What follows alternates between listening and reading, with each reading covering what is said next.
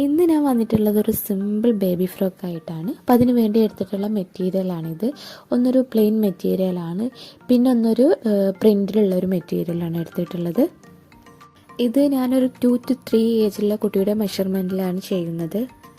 അപ്പോൾ ഇനി ഇതെങ്ങനെ കട്ട് ചെയ്യുന്നത് നോക്കാം. ഈ ഒരു പ്ലെയിൻ മെറ്റീരിയൽ വെച്ചിട്ടാണ് ഞാൻ യോക്ക് കട്ട് ചെയ്യാൻ പോകുന്നത്. അപ്പോൾ ഇതുപോലെ തന്നെ 4 ആക്കി ഫോൾഡ് ചെയ്ത് വെക്കുക. എന്നിട്ട് ഞാനിതിൽ മെഷർമെൻറ്റ്സ് ഒക്കെ മാർക്ക് ചെയ്ത് കൊടുത്തിട്ടുണ്ട്. പിന്നെ ഞാനിതിലൊരു കോളർ കൊടുക്കുന്നുണ്ട്, പീറ്റർ പാൻ കോളറാണ് കൊടുക്കുന്നത്. അത് ഞാൻ ഷോൾഡർ ജോയിൻ ചെയ്തിട്ട് എങ്ങനെയാണ് കട്ട് ചെയ്യുന്നതെന്ന് കാണിച്ചു തരാം. അപ്പോൾ നമുക്ക് ഇതൊന്ന് കട്ട് ചെയ്തെടുക്കാം. അപ്പോൾ ഞാനിത് കട്ട് ചെയ്ത് വെച്ചിട്ടുണ്ട്.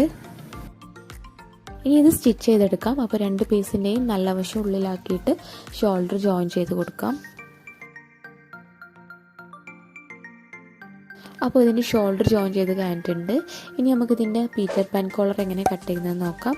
അപ്പോൾ ഞാനൊരു പേപ്പർ വെച്ചിട്ട് കാണിച്ചു തരാം എങ്ങനെയാണ് കട്ട് ചെയ്യുന്നതെന്ന്. അപ്പോൾ ഈ ഒരു പേപ്പറിനെ ഇതുപോലെ ഫോൾഡ് ചെയ്യുക. എന്നിട്ട് നേരത്തെ സ്റ്റിച്ച് ചെയ്ത് വെച്ച യോക്ക് പാർട്ട് എടുത്തിട്ട് ഇതിൻ്റെ നെക്ക് മാർക്ക് ചെയ്ത് കൊടുക്കണം. അപ്പോൾ ഇത് ഫോൾഡ് ചെയ്യേണ്ടത് ഇതുപോലെയാണ്. നമ്മൾ സാധാരണ വെക്കുന്ന പോലെയല്ല, അതുപോലെ ഓപ്പോസിറ്റ് ഡയറക്ഷനിൽ വെച്ചിട്ട് പേപ്പറിൻ്റെ മുകളിലായിട്ട് ഇത് വെച്ച് കൊടുക്കണം. നമ്മൾ പേപ്പറിൻ്റെ ഫോൾഡ് ചെയ്ത ഭാഗത്ത് തന്നെയാണ് ഈ ഒരു യോക്ക് പാർട്ടും വെച്ച് കൊടുക്കുന്നത്. അതുപോലെ തന്നെ ക്ലോത്തിൻ്റെ ഫോൾഡ് ചെയ്ത ഭാഗവും പേപ്പറിൻ്റെ ഫോൾഡ് ചെയ്ത ഭാഗവും ഇതുപോലെ ഒരുമിച്ച് വെക്കണം. എന്നിട്ട് വേണം നെക്ക് മാർക്ക് ചെയ്ത് കൊടുക്കാൻ വേണ്ടിയിട്ട്. അപ്പോൾ ഞാനിത് മാർക്ക് ചെയ്ത് കഴിഞ്ഞിട്ടുണ്ട്. ഇനി ഇതിൻ്റെ വിഡ്ത്ത് മാർക്ക് ചെയ്യാം. ഞാനൊരു 3 ഇഞ്ചാണ് വിഡ്ത്ത് മാർക്ക് ചെയ്യുന്നത്. അപ്പോൾ ഇതിന് ചുറ്റിലും 3 ഇഞ്ച് ഇതുപോലെ ഇങ്ങനെ മാർക്ക് ചെയ്ത് കൊടുത്തിട്ട് ഒരു സർക്കിൾ വരച്ച് കൊടുക്കാം. ഇതിൻ്റെ ഈ ഒരു ഭാഗമാണ് ഞാൻ ഫ്രണ്ട് പാർട്ടിനായി കൊടുക്കുന്നത്. അതുകൊണ്ട് ഇതുപോലെ ചെറിയൊരു കർവ് വരച്ച് കൊടുക്കുന്നുണ്ട്. ഇനി ഇത് കട്ട് ചെയ്തെടുക്കാം. ഈ മാർക്ക് ചെയ്ത ഭാഗത്തിലൂടെ കട്ട് ചെയ്ത് കൊടുത്താൽ മതി.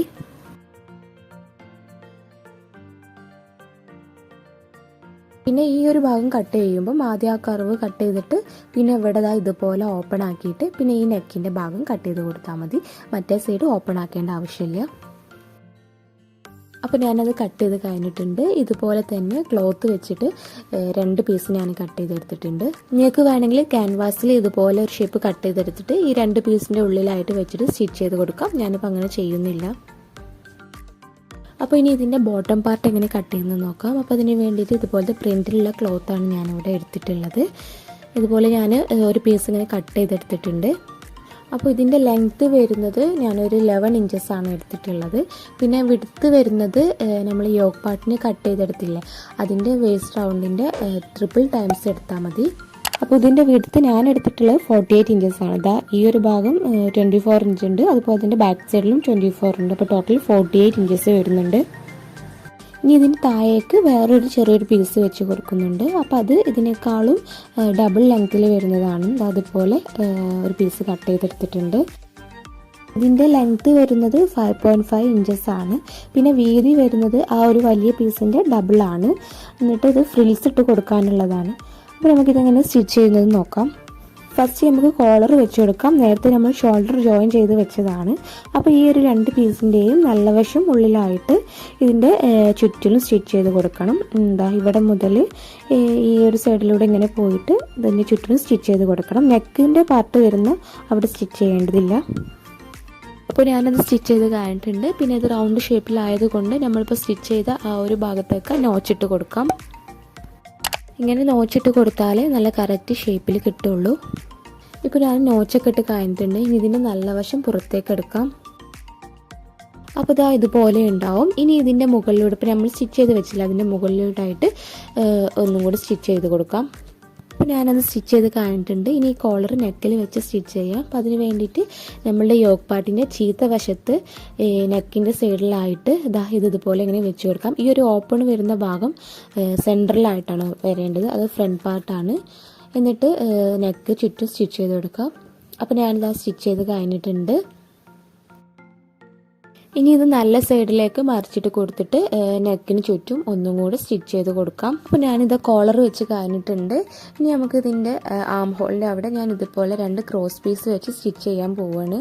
അപ്പോൾ ക്രോസ് പീസൊക്കെ വെച്ച് സ്റ്റിച്ച് ചെയ്ത് കൊടുത്ത് കഴിഞ്ഞിട്ടുണ്ട്. ഇനി നമുക്കിതിൽ ബോട്ടം പാർട്ട് വെച്ച് കൊടുക്കാം. അപ്പോൾ നമ്മൾ നേരത്തെ കട്ട് ചെയ്ത് വെച്ച് ഈ ഒരു ബോട്ടം പാർട്ട് ഉണ്ടല്ലോ, ഇത് ഞാൻ 2 പീസാക്കാൻ പോവാണ്. അതായത് ഞാൻ ഫ്രണ്ടിലും ബാക്കിലും സെപ്പറേറ്റ് ആയിട്ടാണ് വെച്ച് കൊടുക്കുന്നത്. അപ്പോൾ ഇത് നേരെ ഇങ്ങനെ കട്ട് ചെയ്തെടുക്കാം.